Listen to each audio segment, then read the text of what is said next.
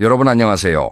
요양원 어르신들의 인생 충고 시리즈 벌써 네 번째 이야기입니다. 첫 번째에서는 인간관계, 두 번째에서는 돈과 일, 세 번째에서는 건강에 대한 후회를 다뤘는데요. 오늘은 좀 다른 이야기입니다. 오늘의 주제는 행복입니다. 시작하기 전에 여러분에게 한 가지 질문을 드리고 싶어요. 여러분, 지금 행복하세요?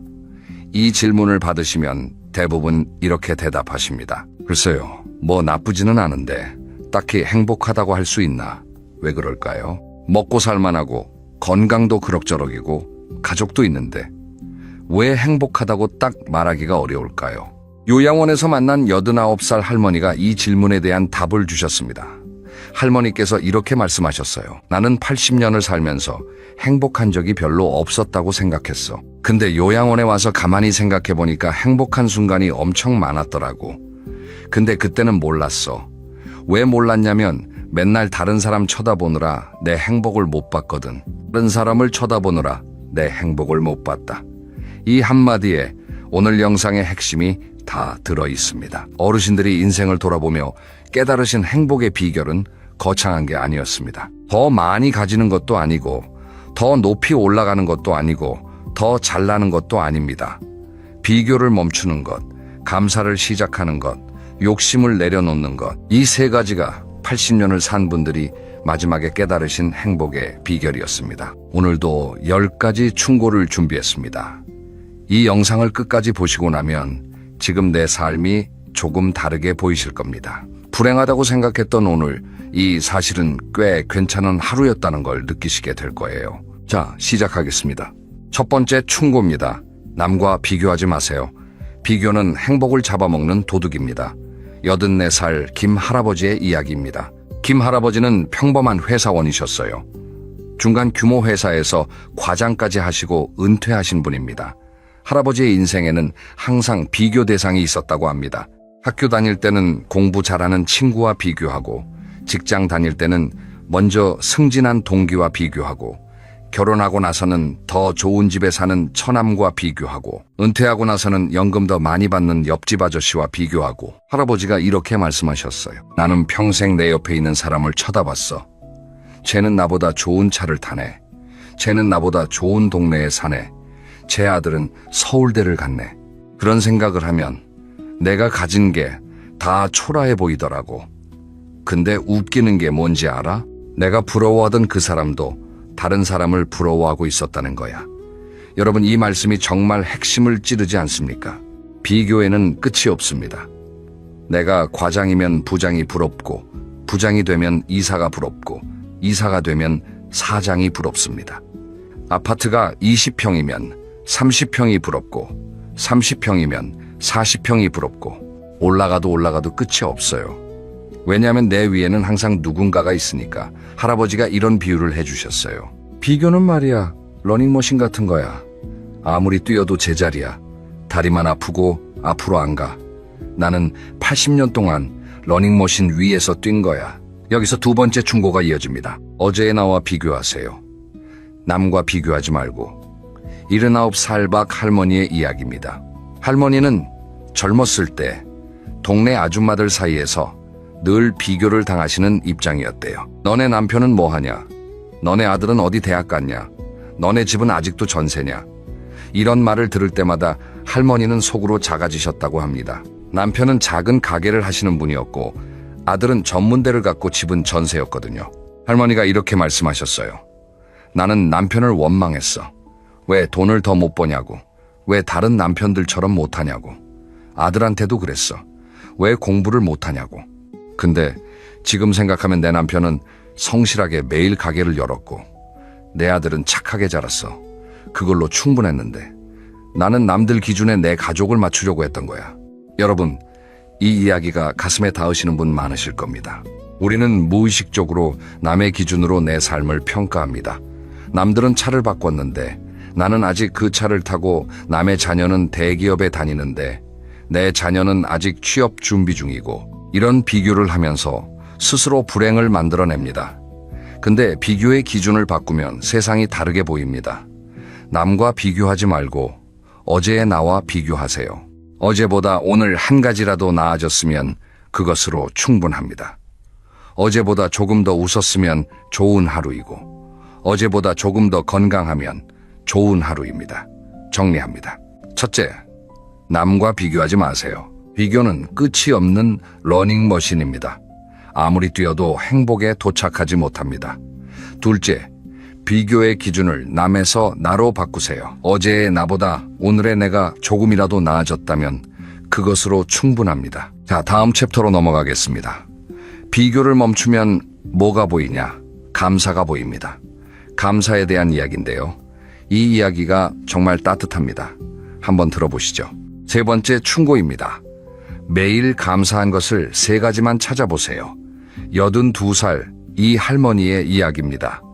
이 할머니는 요양원에 오시기 전에 혼자 사셨대요. 남편은 먼저 돌아가셨고 자녀들은 바빠서 자주 오지 못하고, 할머니는 매일이 불만이셨다고 합니다.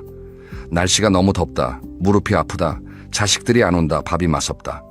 매일 불평을 하시면서 점점 더 우울해지셨대요. 그러다가 요양원에 오시고 나서 같은 방에 있는 다른 할머니를 만나셨습니다. 그 할머니는 두 눈이 안 보이시는 분이었대요. 근데 그 할머니가 매일 아침 이렇게 말씀하셨다고 합니다. 아, 오늘도 눈을 떴네. 감사하다. 새소리가 들리네. 감사하다. 밥이 따뜻하네. 감사하다. 이 할머니가 그걸 보고 충격을 받으셨대요. 나는 눈이 보이는데 불만이 가득하고, 이 사람은 눈이 안 보이는데 감사가 가득해. 도대체 뭐가 다른 건가? 할머니가 이렇게 말씀하셨어요. 그분을 보고 나서 깨달았어. 감사는 조건이 아니라 습관이더라고. 가진 게 많아서 감사한 게 아니라 감사할 줄 아니까 가진 게 많아 보이는 거야. 여러분, 이 말씀이 정말 명언 아닙니까? 감사는 조건이 아니라 습관이다. 우리는 보통 이런 조건이 갖춰지면 감사하겠지라고 생각합니다. 돈이 더 있으면 감사할 텐데, 건강이 더 좋으면 감사할 텐데, 자녀가 더 잘 되면 감사할 텐데. 근데 그 조건이 갖춰져도 또 다른 불만이 생깁니다. 끝이 없어요. 반대로 지금 이 순간에 감사할 것을 찾는 연습을 하면 똑같은 상황인데도 기분이 달라집니다. 여기서 4번째 충고가 나옵니다. 불평 대신 감사를 말하면 주변 사람도 달라집니다. 86살 정 할아버지의 이야기입니다. 할아버지는 스스로 인정하시는 불평꾼이셨대요. 젊었을 때부터 모든 불만이 많으셨다고 합니다. 회사가 불만이고, 날씨가 불만이고, 정치가 불만이고, 만나는 사람마다 불평을 하셨대요. 그러다 보니까 주변에서 사람이 하나둘씩 떠나셨다고 합니다. 할아버지가 이렇게 말씀하셨어요. 불평하는 사람 옆에 있으면 피곤하잖아. 나도 알아. 근데 그때는 멈출 수가 없었어. 불평이 입에 붙어버린 거야. 습관이 된 거야. 할아버지가 달라지신 건 요양원에 오시고 나서였습니다. 요양원 복도에서 매일 아침 할아버지에게 인사하는 자원봉사자 청년이 한 명 있었대요. 그 청년이 매일 이렇게 인사했다고 합니다. 할아버지, 오늘도 건강하시죠? 감사합니다. 할아버지 얼굴 보니까 기분이 좋아요. 할아버지가 처음에는 뭐가 감사해? 이 사람아 하고 퉁명스럽게 대답하셨대요. 근데 그 청년이 매일 같은 말을 하니까 어느 날 할아버지도 모르게 이렇게 대답하셨다고 합니다. 그래, 나도 네 얼굴 보니까 좋다. 그 한마디를 하시고 나서 할아버지 스스로도 놀라셨대요. 내 입에서 좋다는 말이 나올 줄 몰랐어. 평생 불평만 했는데. 근데 그 말을 하니까 진짜 기분이 좋아지더라고. 여러분, 감사와 불평은 둘 다 습관입니다.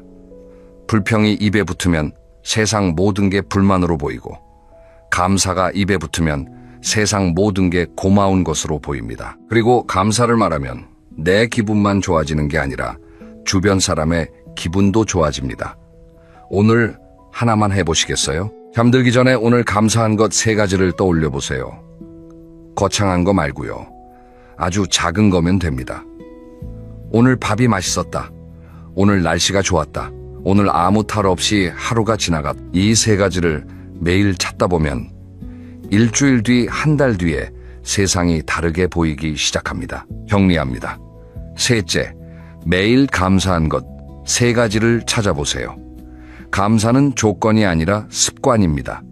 습관이 되면 같은 하루가 다르게 보입니다. 넷째, 불평 대신 감사를 말해보세요. 내 기분이 달라지고 주변 사람도 달라집니다. 자, 다음은 욕심에 대한 이야기입니다. 더 갖고 싶고, 더 하고 싶고, 더 되고 싶은 마음. 그 욕심이 어르신들의 삶을 어떻게 바꿔놨는지, 그리고 내려놓았을 때 무엇이 찾아왔는지 한번 들어보시겠습니다. 5번째, 충고입니다. 욕심은 가질수록 무거워집니다. 내려놓으면 가벼워집니다.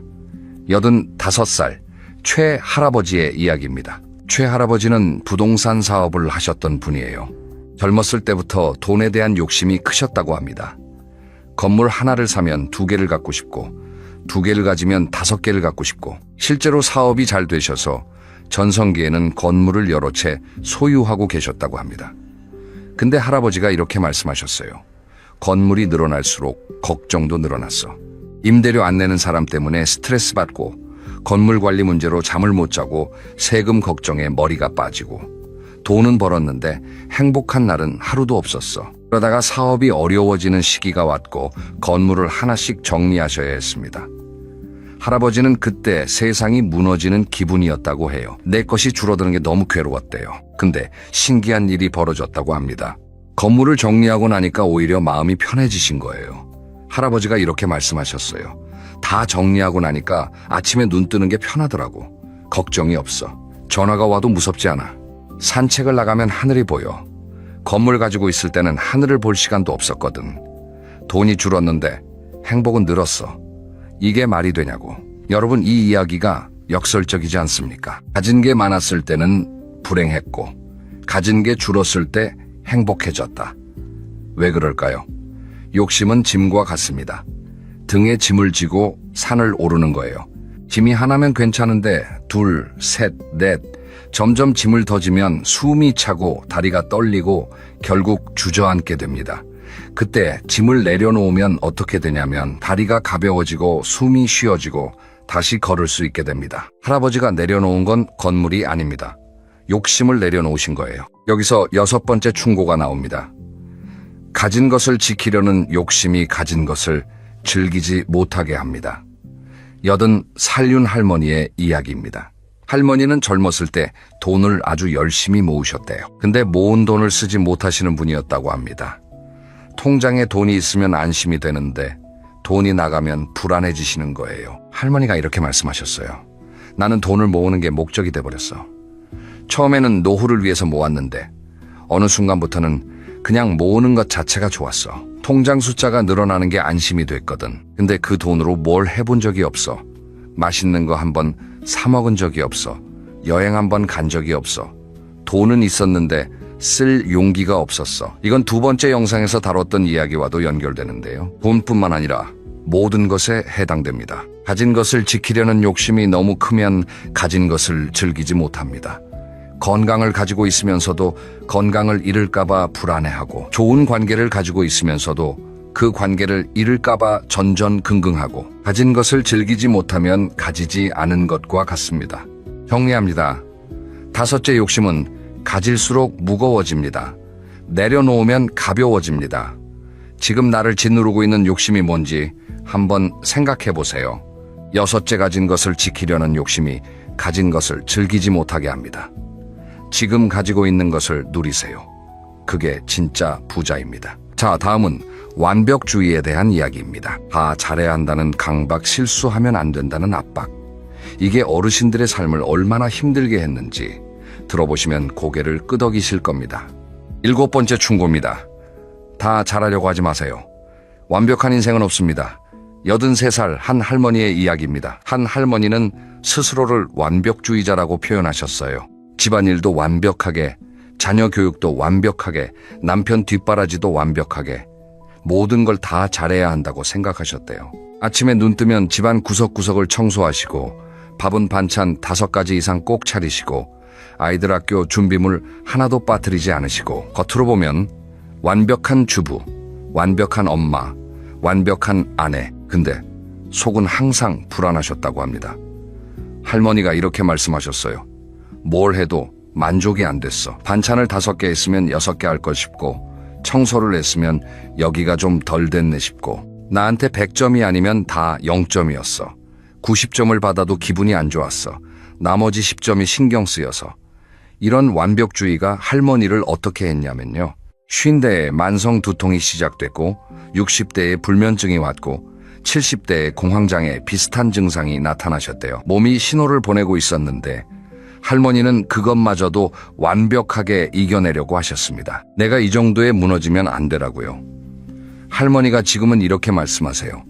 완벽하게 살려고 했는데 결국 완벽하게 망가졌어. 그때 70점짜리 하루를 보냈으면 차라리 더 오래 건강했을 거야. 여러분, 혹시 이런 생각하시는 분 계세요? 나는 좀 더 잘해야 해. 이 정도는 부족해. 다른 사람은 다 잘하는데 나만 못해. 이런 생각이 드실 때 이 말을 떠올려 보세요. 70점짜리 하루도 괜찮은 하루입니다. 여기서 8번째 충고가 이어집니다. 실수를 용서하세요. 남의 실수도 내 실수도.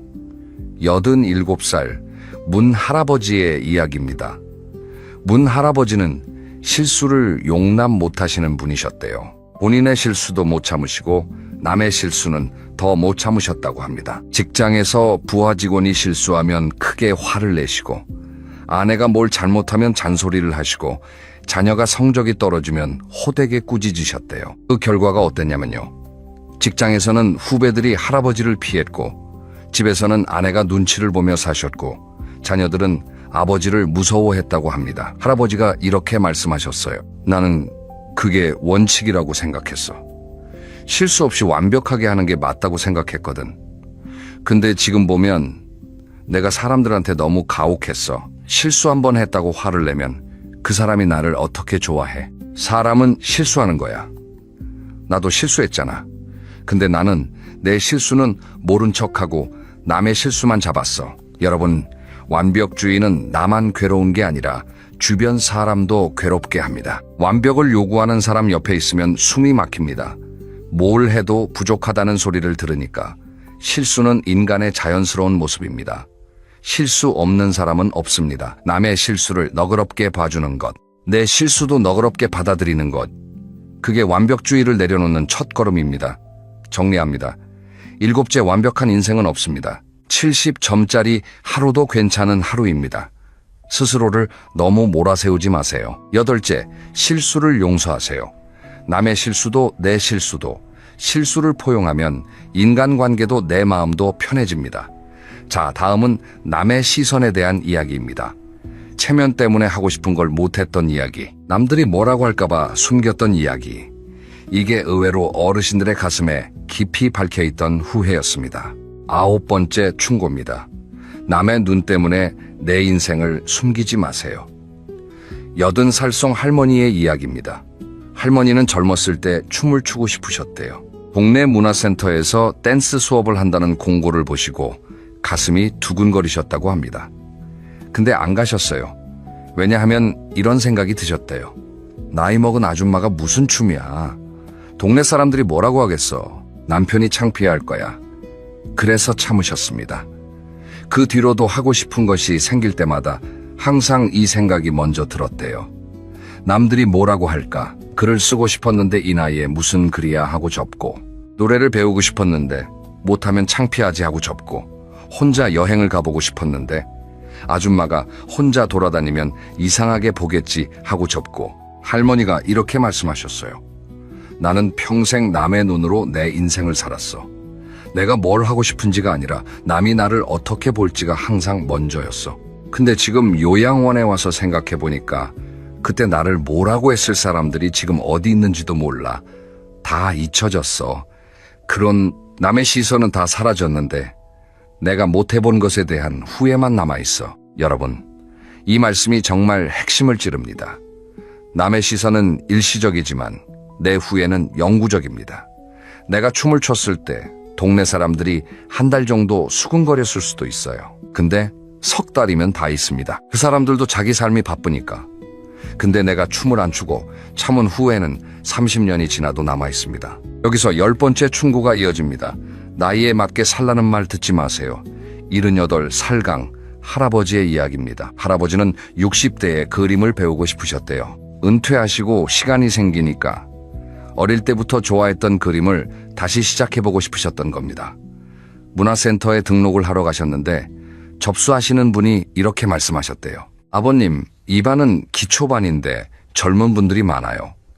괜찮으세요? 그 말을 듣고 할아버지는 돌아오셨다고 합니다.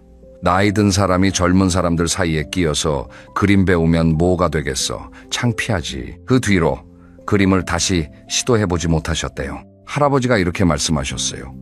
그때 그냥 앉았으면 됐는데 옆에 20살짜리가 앉아있든 30살짜리가 앉아있든 내가 그림을 배우는 건데 뭐가 창피해. 근데 그때는 그게 안 됐어. 나이에 맞게 살아야 한다는 생각이 너무 강했거든. 여러분, 나이에 맞게라는 말, 이 말이 참 많은 걸 가두는 말입니다. 이 나이에 무슨 연애야? 이 나이에 무슨 공부야? 이 나이에 무슨 운동이야? 이 나이에 무슨 도전이야? 근데 나이에 맞는 삶이라는 게 도대체 뭘까요? 누가 정한 건가요? 50이면 이렇게 살아야 하고 60이면 저렇게 살아야 하고 그런 규칙이 어디 있습니까? 하고 싶은 게 있으면 나이와 상관없이 하시면 됩니다. 60에 기타를 배워도 되고 70에 수영을 시작해도 되고 80에 글을 써도 됩니다. 남들이 뭐라고 하든 그건 그 사람들의 문제이지 내 문제가 아닙니다. 정리합니다. 9째, 남의 시선 때문에 내 인생을 숨기지 마세요. 남의 시선은 사라지지만 내 후회는 평생 남습니다. 10째, 나이에 맞게 살라는 말에 갇히지 마세요. 하고 싶은 게 있으면 지금 하세요. 나이는 숫자일 뿐입니다. 자, 이제 마지막 챕터입니다. 이 이야기가 오늘 10가지 충고를 하나로 묶어주는 이야기입니다. 요양원에서 만난 거의 모든 어르신이 비슷하게 하신 말씀이 있어요. 나는 평생 행복을 기다렸어. 근데 행복은 기다리는 게 아니더라. 88살 오 할아버지의 이야기를 들려드릴게요. 할아버지는 젊었을 때 이렇게 생각하셨대요. 대학에 가면 행복할 거야. 취직하면 행복할 거야. 결혼하면 행복할 거야. 집을 사면 행복할 거야. 아이가 좋은 대학에 가면 행복할 거야. 은퇴하면 행복할 거야. 이렇게 항상 다음 단계에 행복이 있다고 생각하셨대요. 근데 대학에 가니까 취업 걱정이 되고, 취직하니까 승진 걱정이 되고, 결혼하니까 돈 걱정이 되고, 집을 사니까 대출 걱정이 되고, 아이가 대학에 가니까 등록금 걱정이 되고, 은퇴하니까 건강 걱정이 되고. 할아버지가 이렇게 말씀하셨어요. 행복은 항상 다음에 있었어. 한 번도 지금에 있었던 적이 없어. 나는 80년 동안 다음만 보고 살았어. 근데 지금 생각하면 그 다음 하면서 지나간 시간 속에 행복이 있었더라고. 대학 다니면서 친구들이랑 웃었던 거, 결혼 초에 아내랑 라면 끓여 먹던 거, 아이가 처음 아빠라고 부르던 거, 그게 다 행복이었는데 그때는 몰랐어. 여러분, 이 이야기가 가슴에 깊이 와닿으시죠? 우리도 똑같이 하고 있지 않습니까? 승진하면 행복할 거야. 대출 갚으면 행복할 거야. 아이가 취직하면 행복할 거야. 항상 행복을 미래에 놓고 지금은 참고 견디는 시간이라고 생각합니다. 근데 어르신들이 깨달으신 건 행복은 도착지가 아니라는 겁니다. 행복은 어딘가에 도착해서 얻는 게 아니라 걸어가는 길 위에서 느끼는 거예요.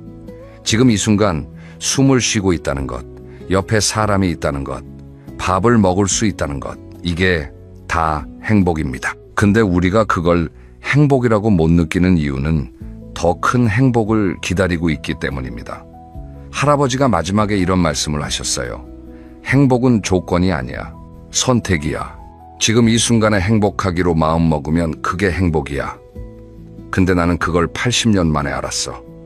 행복은 조건이 아니라 선택이다. 이 한마디가 오늘 영상의 마지막 메시지입니다. 자, 여기까지 오늘의 이야기를 전부 들려드렸습니다. 오늘 요양원 어르신들이 전해주신 마음가짐과 행복에 대한 충고 10가지를 정리해 볼게요. 첫째, 남과 비교하지 마세요. 비교는 끝이 없는 러닝머신입니다. 둘째, 어제의 나와 비교하세요. 남이 아니라 나 자신이 기준입니다. 셋째, 매일 감사한 것 3가지를 찾아보세요. 감사는 습관입니다. 넷째, 불평 대신 감사를 말해보세요. 내 기분도 주변도 달라집니다. 다섯째, 욕심을 내려놓으면 가벼워집니다. 지금 나를 짓누르는 짐이 뭔지 돌아보세요. 여섯째, 가진 것을 지키려는 욕심 때문에 가진 것을 즐기지 못하고 있지 않은지 점검하세요. 일곱째, 완벽하지 않아도 괜찮습니다. 70점짜리 하루도 좋은 하루입니다. 여덟째, 실수를 용서하세요. 남의 실수도 내 실수도. 아홉째, 남의 시선 때문에 내 인생을 숨기지 마세요. 열째, 나이에 맞게 살라는 말에 갇히지 마세요. 하고 싶은 건 지금 하세요. 그리고 오늘 이 모든 이야기를 하나로 꿰뚫는 말, 행복은 조건이 아니라 선택입니다. 여러분, 지금 이 영상을 보고 계신 이 순간이 행복입니다. 눈이 보이고 귀가 들리고 의자에 앉아 있을 수 있고 누군가의 이야기에 귀 기울이고 있다는 것, 이게 당연한 게 아닙니다. 이걸 못하는 분들이 요양원에 계십니다. 오늘 잠들기 전에 딱 한 가지만 해보세요. 눈을 감고 오늘 하루를 돌아보면서 오늘도 괜찮은 하루였다고 한 번만 말해보세요. 그 한마디가 행복의 시작입니다. 다음 영상에서는 이 시리즈의 마지막 이야기를 준비하고 있습니다. 죽음 앞에서 깨달은 것들, 어르신들이 인생의 마지막에서 가장 하고 싶은 말, 그리고 떠나기 전에 꼭 전하고 싶다고 하신 이야기, 시리즈의 마침표를 찍는 이야기입니다. 그 이야기도 정말 울림이 큽니다. 기대해 주세요. 그러면 오늘도 여러분의 하루가 행복하기를 바랍니다. 감사합니다. 여러분, 한 가지 여쭤볼게요. 평생 아끼고 모으고 자식 뒷바라지 하면서 정말 열심히 사셨잖아요. 그런데 통장 잔고를 볼 때마다 마음이 편하신가요? 아마 이 영상을 클릭하신 분이라면 솔직히 좀 불안하실 거예요. 나는 왜 이렇게 살았는데도 돈이 부족한 느낌일까? 이 생각 한 번쯤은 해보셨을 겁니다. 놀라운 숫자 하나를 말씀드릴게요. 우리나라 65세 이상 어르신 중에서 본인이 노후 준비가 충분하다고 느끼는 분은 10명 중 고작 한두 분밖에 안 됩니다. 나머지 8, 9분은 막연한 불안 속에서 하루하루를 보내고 계세요. 그런데요, 정말 중요한 사실 하나를 알려드리겠습니다. 이 불안의 원인은 돈이 적어서가 아닙니다. 돈을 어디에 어떻게 담아두고 있는지 그 정리가 안 돼 있어서 생기는 문제예요. 오늘 이 영상 하나로 여러분의 남은 인생 돈 걱정을 확 줄여드리겠습니다. 복잡한 주식 이야기, 어려운 부동산 투자 이야기 아닙니다. 통장 딱 3개만 있으면 됩니다. 3개의 통장이 여러분의 노후를 완전히 바꿔놓을 수 있습니다. 끝까지 함께 해주시면 영상이 끝날 때쯤 여러분은 바로 오늘부터 실천할 수 있는 구체적인 방법을 손에 쥐고 계실 거예요. 자, 그러면 지금부터 시작하겠습니다. 먼저 우리가 노후에 돈 걱정을 하게 되는 진짜 이유부터 짚어보겠습니다. 많은 분들이 이렇게 생각하세요. 내가 젊을 때 더 벌걸, 주식을 했어야 했나, 부동산을 하나 더 샀어야 했는데. 그런데요, 제가 수많은 사례를 들여다보면서 깨달은 건 노후에 힘들어지는 분들의 가장 큰 문제는 수입의 크기가 아니라는 겁니다. 진짜 문제는 들어오는 돈과 나가는 돈이 한 바구니에 뒤섞여 있다는 거예요. 이유를 하나 들어볼게요. 여러분, 부엌에 양념통이 있죠? 소금, 설탕, 고춧가루, 후추. 이걸 전부 하나의 큰 통에 섞어 넣으면 어떻게 될까요? 요리할 때마다 어느 게 소금이고 어느 게 설탕인지 알 수가 없습니다. 된장찌개에 설탕을 넣고 디저트에 소금을 넣는 참사가 벌어지겠죠. 우리 통장도 똑같습니다. 연금 들어오는 통장, 공과금 나가는 통장, 경조사비 나가는 통장, 자녀에게 보내는 돈, 본인 용돈까지 전부 하나의 통장에서 왔다 갔다 하면 이달에 돈이 얼마나 남았는지, 다음 달에는 괜찮은 건지 도무지 감이 안 잡힙니다. 실제 이야기 하나를 해드리겠습니다. 이건 제가 자주 접하는 유형인데요. 김 선생님이라고 부르겠습니다. 올해 67세 퇴직한 지 2년 됐어요. 국민연금이 매달 120만 원 정도 들어옵니다. 부인분 연금까지 합하면 약 200만 원이에요. 두 분이 생활하시기에 빠듯하지만 아주 못 살 정도는 아닙니다. 그런데 김 선생님은 매달 말이 되면 통장 잔고가 거의 제로에 가까워져요. 왜 그런 걸까요? 알고 보니 아들이 사업 자금 좀 빌려달라고 해서 몇백만 원 보내주고 손주 학원비 대줘야 한다고 또 돈이 나가고 갑자기 친구상을 당해서 부조금도 나갔어요. 이 돈들이 전부 연금 들어오는 통장 하나에서 빠져나갑니다. 그러니까 정작 본인 병원비 낼 때, 마트에서 장 볼 때 통장 잔고를 보면 아찔한 거예요. 매달 200만 원이 들어오는데도 늘 쪼들리는 느낌인 거죠. 이게 바로 밑 빠진 독에 물 붓기입니다. 독에 구멍이 나 있는데 아무리 물을 부어도 차지 않는 거예요. 그래서 해결책은 물을 더 많이 붓는 게 아니라 구멍을 막는 겁니다. 그리고 그 구멍을 막는 방법이 바로 돈의 성격에 따라 통장을 나누는 것입니다. 혹시 A 통장 나눈다고 뭐가 달라지겠어? 라고 생각하시는 분 계실 수 있어요. 그런데요, 이건 단순히 돈을 옮기는 행위가 아닙니다. 돈에 이름표를 붙여주는 거예요. 이름이 붙은 돈은 함부로 쓰이지 않습니다. 이건 행동경제학에서도 이미 증명된 원리예요.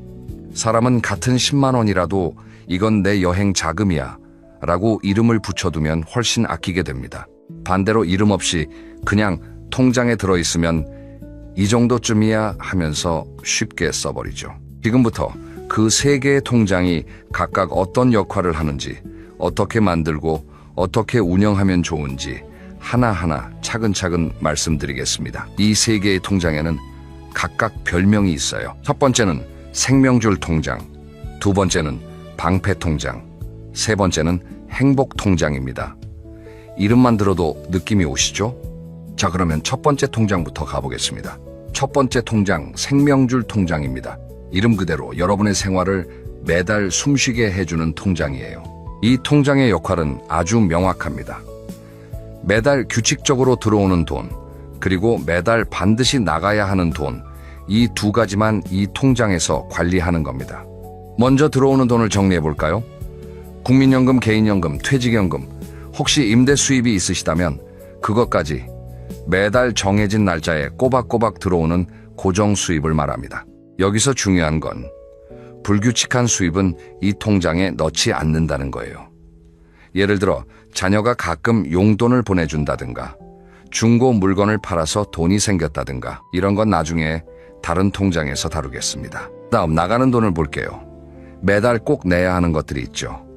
관리비, 전기요금, 수도요금, 가스비, 통신비, 건강보험료, 그리고 식비, 이런 것들을 우리는 고정 지출이라고 부릅니다. 날마다 살면서 반드시 지불해야 하는 비용이에요. 자, 이렇게 정리하면 아주 간단한 그림이 나옵니다. 한쪽에는 매달 들어오는 돈, 다른 한쪽에는 매달 나가는 돈. 이 두 숫자의 차이가 바로 여러분이 한 달에 쓸 수 있는 진짜 여유분입니다. 이 숫자를 정확히 아는 것, 이게 노후 재정 관리의 첫걸음이에요. 많은 분들이 이 숫자를 모릅니다. 대충 이 정도 들어오고 대충 이 정도 나가겠지 하고 감으로 사세요. 그런데 감으로 살면 어느 달은 괜찮고 어느 달은 갑자기 마이너스가 납니다. 왜냐하면 우리가 생각하는 대충이라는 게 실제보다 항상 낙관적이거든요.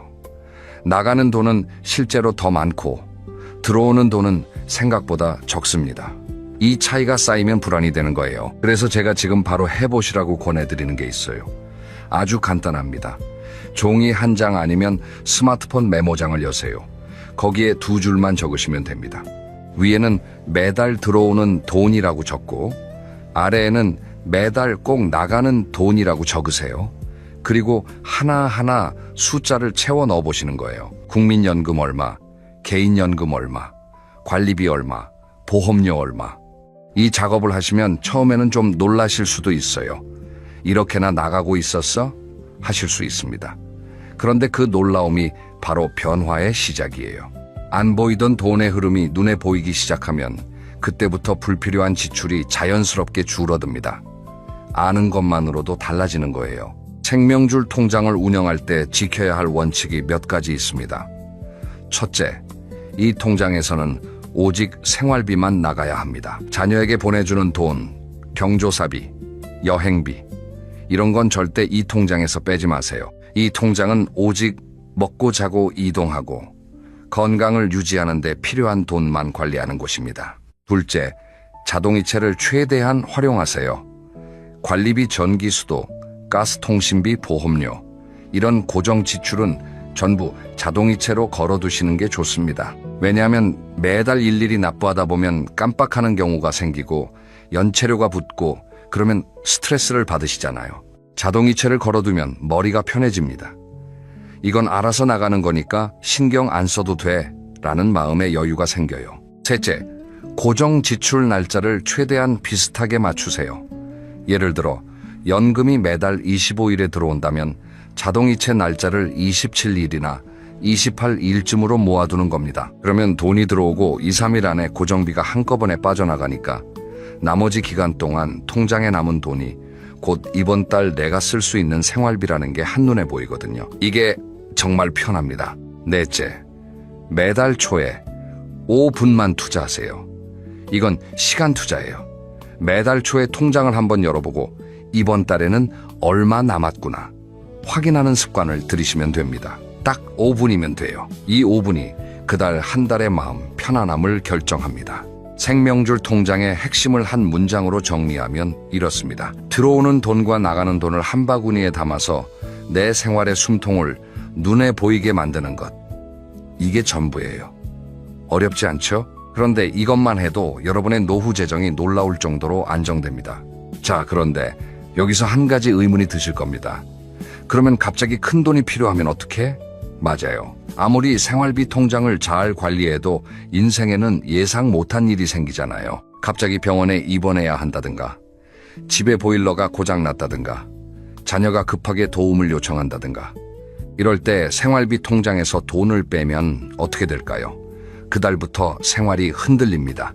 그러면 다음 달도 그 다음 달도 연쇄적으로 영향을 받아요. 이걸 막아주는 게 바로 두 번째 통장입니다. 두 번째, 통장 방패 통장입니다.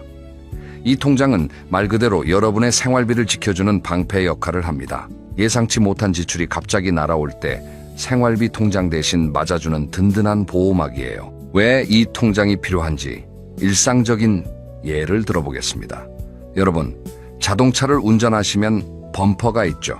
범퍼가 왜 있는 걸까요? 작은 접촉 사고가 났을 때 차체 본체를 보호하기 위해서 있는 거잖아요. 범퍼가 없으면 가벼운 충돌에도 엔진이나 차체가 바로 손상됩니다. 방패 통장이 바로 이 범퍼 역할을 하는 겁니다. 실제로 제가 주변에서 본 안타까운 경우를 말씀드릴게요. 박 선생님이라는 분이 계셨어요. 70한 세 되시는 분인데 퇴직 후에 연금으로 알뜰하게 생활하고 계셨습니다. 그런데 어느 날 갑자기 무릎 관절 수술을 받으셔야 했어요. 수술비가 250만 원 정도 나왔습니다.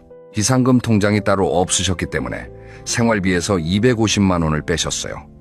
그랬더니 그달은 물론이고 다음 달까지 생활비가 모자랐습니다. 마트에서 장을 볼 때도 이것저것 줄이고 약국에서 영양제도 끊고 3개월 정도를 정말 힘들게 보내셨어요. 만약 박 선생님에게 비상금 통장이 있었다면 어떻게 됐을까요?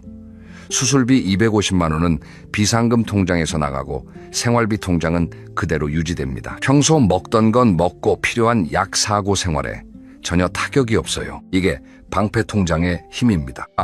그러면 방패 통장에는 얼마를 넣어두면 될까요? 이게 많은 분들이 궁금해하시는 부분이에요. 정답은 사람마다 다르지만 대체적인 기준을 알려드리겠습니다. 기본 기준은 월 생활비의 3배에서 6배입니다. 예를 들어 매달 생활비가 150만 원이신 분이라면 방패 통장에 450만 원에서 900만 원 정도를 넣어두시는 게 좋습니다. 그렇게 많이? 하고 놀라실 수 있어요. 하지만 생각해 보세요. 갑작스러운 입원 집수리, 경조사가 한꺼번에 올 수도 있거든요. 특히 나이가 들수록 이런 예상 밖의 일이 더 자주 찾아옵니다. 물론 처음부터 그 금액을 한꺼번에 만들 필요는 없습니다. 지금 당장 방패 통장을 만들고 매달 조금씩 넣으면 됩니다. 매달 5만 원만 넣어도 1년이면 60만 원이 모여요. 2년이면 120만 원입니다. 중요한 건 시작하는 거예요. 금액이 아니라 습관이 중요합니다. 방패 통장을 운영할 때 꼭 기억하셔야 할 원칙들이 있어요. 첫째, 이 통장은 진짜 비상시에만 쓰는 겁니다. 자녀가 아빠 좀 급해라고 할 때마다 이 통장을 열면 정작 본인에게 진짜 비상이 닥쳤을 때 비어 있습니다. 비상금은 본인의 비상을 위한 돈이에요. 자녀 지원은 별도의 판단과 계획이 필요한 문제입니다. 여기서 잠깐 오해하지 마세요. 자녀를 돕지 말라는 게 아닙니다. 다만 본인의 안전망을 허물면서까지 도우면 결국 자녀에게도 더 큰 짐이 된다는 겁니다. 실제로 이런 경우를 많이 봅니다. 부모님이 자녀에게 목돈을 빌려주고 그 돈이 돌아오지 않아서 본인 생활이 어려워지면 결국 자녀가 다시 부모님을 부양해야 하는 상황이 오거든요. 서로가 서로에게 짐이 되는 악순환이 시작되는 겁니다.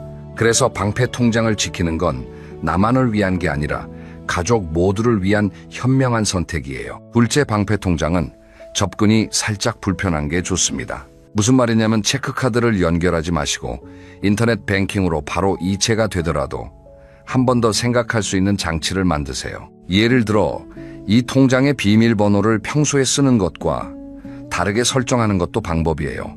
아니면 집에 메모해둔 곳에서만 비밀번호를 확인할 수 있게 하는 거죠. 살짝 불편하면 충동적으로 꺼내 쓰는 걸 막을 수 있습니다. 이건 의지의 문제가 아니라 시스템의 문제예요. 환경을 만들어 놓으면 의지가 약해도 돈이 지켜집니다. 셋째, 방패 통장에서 돈을 썼다면 반드시 다시 채우세요. 비상금을 쓰는 건 괜찮습니다. 그게 이 통장의 존재 이유니까요. 하지만 쓰고 나서 다시 채우지 않으면 그 다음 비상태, 무방비 상태가 됩니다. 써서 줄었다면 다음 달부터 다시 매달 조금씩 채워 넣으시면 돼요. 여기서 한 가지 팁을 드리자면 방패 통장에 돈을 넣을 때 이자가 조금이라도 붙는 상품을 활용하시면 좋습니다. 요즘 시중은행에 파킹 통장이라는 게 있어요. 파킹 통장은 하루만 맡겨도 이자가 붙는 수시 입출금 통장이에요. 일반 보통 예금보다 이자가 높으면서도 필요할 때 바로 꺼낼 수 있어서 비상금 보관용으로 안성맞춤입니다. 은행 앱에서 쉽게 만들 수 있으니까 가까운 은행에 물어보시거나 자녀분에게 부탁해서 개설해보세요. 그리고 또 하나, CMA 통장이라는 것도 있습니다. 이건 증권사에서 만드는 건데 쉽게 말하면 돈을 넣어두면 매일매일 이자가 붙는 통장이에요. 비상금처럼 넣어뒀다가 필요할 때 바로 뺐을 수 있으면서 일반 은행 통장보다 이자가 높은 편이라 비상금 보관에 좋습니다. 다만 원금 보장이 되는 상품인지 꼭 확인하시고 복잡한 투자 상품은 피하셔야 해요. 비상금은 안전이 최우선이니까요. 방패 통장이 왜 중요한지 한 가지 더 강조해드리겠습니다. 이 통장이 있으면 심리적으로 엄청난 안정감이 생깁니다. 갑자기 무슨 일이 생겨도 나한테는 비상금이 있어. 이 마음 하나가 일상의 불안을 확 줄여줘요. 사실 노후 불안의 상당 부분은 만약에라는 걱정에서 옵니다. 만약 갑자기 아프면 어쩌지? 만약 큰 돈이 필요하면 방패 통장은 이 만약에에 대한 답을 미리 준비해 놓는 겁니다. 여러분, 우산을 가지고 나갔는데 비가 안 오면 어떤가요? 좀 무겁긴 해도 스트레스는 없잖아요. 반대로 우산 없이 나갔는데 갑자기 소나기가 쏟아지면 온종일 불쾌하고 힘들죠. 방패 통장은 여러분, 인생의 우산입니다. 쓸 일이 없으면 그저 든든한 안심이고 쓸 일이 생기면 즉시 여러분을 지켜주는 거예요. 자, 여기까지 생명줄 통장과 방패 통장을 말씀드렸습니다. 이 두 통장만 있어도 노후 재정의 기본 뼈대는 완성돼요. 그런데 제가 처음에 통장이 3개라고 말씀드렸죠? 세 번째 통장이 남았습니다. 그리고 솔직히 말씀드리면 이 세 번째 통장이 사실 가장 중요할 수 있습니다. 왜 그런지 지금부터 말씀드릴게요. 세 번째, 통장, 행복 통장입니다. 이 통장은 조금 특별해요. 앞에 두 통장이 생존과 안전을 위한 거라면 이 통장은 여러분의 삶의 색깔을 입혀주는 통장이에요. 여행, 취미, 맛있는 음식, 친구와의 모임, 나를 위해 쓰는 돈을 모아두는 곳입니다. 에이, 먹고 사는 것도 빠듯한데 무슨 여행이야? 혹시 이렇게 생각하시는 분이 계실 수 있어요. 충분히 이해합니다. 그런데 잠깐 이걸 한번 생각해 보세요. 여러분이 젊을 때 열심히 일한 이유가 뭐였나요? 단순히 돈을 모으기 위해서였나요? 아니죠. 행복하게 살기 위해서였잖아요. 가족과 좋은 시간을 보내고 가끔은 여행도 가고 맛있는 것도 먹으면서 살고 싶었던 거죠. 그런데 막상 퇴직하고 나면 많은 분들이 이 목적을 잊어버리십니다. 돈을 아끼는 것 자체가 목적이 되어버려요. 한 푼이라도 더 아끼자, 나는 안 쓰고 참자. 그러면서 3년, 5년이 지나면 어떻게 될까요? 몸은 점점 안 좋아지고 갈 수 있는 데가 줄어들고 할 수 있는 것도 줄어듭니다. 나중에 그때 좀 다닐 걸 하고 후회해도 돌이킬 수 없어요. 실제로 노년기 우울증의 가장 큰 원인 중 하나가 뭔지 아세요? 돈이 없어서가 아니라 삶의 즐거움이 없어서입니다. 하루하루가 같은 패턴의 반복이고 기대할 게 없고 설렐 일이 없는 거예요. 이건 돈이 아무리 많아도 해결이 안 됩니다. 반대로 한 달에 3만 원, 5만 원이라도 나를 위해 쓰는 돈이 있으면 그게 삶의 활력이 됩니다. 제가 실제로 뵌 분 중에 정말 인상적인 이야기가 있어요. 이 선생님이라는 73세 여성분인데요. 연금이 매달 80만 원밖에 안 됩니다. 객관적으로 보면 넉넉하지 않은 금액이에요. 그런데 이 선생님은 매달 3만 원씩 따로 모아요. 1년이면 36만 원이 되잖아요. 이 돈으로 1년에 한 번 친구들이랑 가까운 온천 여행을 가세요. 이 선생님 말씀이 이 여행 하나가 1년을 버티게 해준다고 하시더라고요. 다음 여행을 생각하면 매일이 기대되고 그 기대감이 운동도 하게 만들고 건강도 챙기게 만든다고요. 3만 원이에요, 매달. 커피 전문점에서 커피 대여섯 잔 값이에요. 이 작은 금액이 한 사람의 1년을 지탱하는 힘이 됩니다. 이게 행복통장의 힘이에요. 자, 행복통장을 어떻게 만들고 운영하면 좋을까요? 첫째, 금액은 작아도 됩니다. 정말 중요한 말씀이에요. 매달 10,000원이든 30,000원이든 50,000원이든 상관없습니다. 중요한 건 이건 나를 위한 돈이라는 이름표가 붙어 있다는 거예요. 큰 금액이 아니어도 나를 위한 돈이 존재한다는 사실 자체가 심리적 안정감을 줍니다. 둘째, 이 돈은 쓰는 게 맞습니다. 행복통장의 돈은 아끼라고 있는 게 아니에요. 쓰라고 있는 겁니다. 다만 계획적으로 쓰는 거죠. 이번 달에는 오랜만에 좋은 식당 가야지. 석 달 모아서 친구랑 여행 가야지. 이 돈 모아서 서예교실 등록해야지. 이렇게 목표를 세우고 그 목표를 향해 조금씩 모으고 때가 되면 기분 좋게 쓰는 겁니다. 이 과정 자체가 즐거움이에요. 셋째, 이 통장에 돈을 쓸 때 절대 죄책감을 갖지 마세요. 이건 정말 강조하고 싶습니다. 우리 세대, 특히 60대 이상 분들은 평생 남을 위해 돈을 쓰는 데는 익숙하지만 나를 위해 돈을 쓰는 데는 죄책감을 느끼시는 분이 많아요. 이 돈이면 손주한테 뭐 사줄 수 있는데, 이 돈 아끼면 자식한테 보탤 수 있는데, 이렇게 생각하시면 안 됩니다. 여러분이 건강하고 활력 있게 사시는 게 자녀에게 해줄 수 있는 가장 큰 선물이에요. 부모님이 우울하고 무기력하게 지내시면 자녀도 걱정되고 마음이 아프잖아요. 반대로 부모님이 여행도 다니시고 취미도 즐기시고 친구도 만나시면 자녀 입장에서 얼마나 안심이 되겠어요. 우리 엄마 아빠 잘 지내시는구나. 다행이다. 이 한마디가 자녀에게는 세상에서 가장 큰 효도예요. 넷째, 행복통장의 위시리스트를 하나 만들어 보세요. 통장을 만드실 때 작은 종이에 오래 하고 싶은 것을 3가지만 적어보세요. 거창할 필요 없어요. 따뜻한 곳에서 족욕하기, 오래된 친구와 점심 먹기, 전에 못 가본 수목원 가보기, 이런 소소한 것들이면 충분합니다. 이 목록을 통장이랑 같이 보관하세요. 그러면 돈을 모을 때마다 목표가 떠올라서 더 재미있어집니다. 다섯째, 자녀에게 알려주세요. 엄마한테는 행복통장이라는 게 있어. 아빠가 이 돈으로 여행 갈 거야. 이렇게 말씀하시면 자녀들도 응원해 줍니다. 오히려 자녀들이 기쁘게 생각해요. 우리 부모님이 본인을 위한 돈을 따로 모으시는구나. 잘하시는 거다. 그러면 자녀도 불필요하게 돈을 달라고 하는 경우가 줄어들어요. 여러분 안녕하세요. 요양원 어르신들의 인생 충고 시리즈, 오늘 3번째 이야기를 가지고 왔습니다.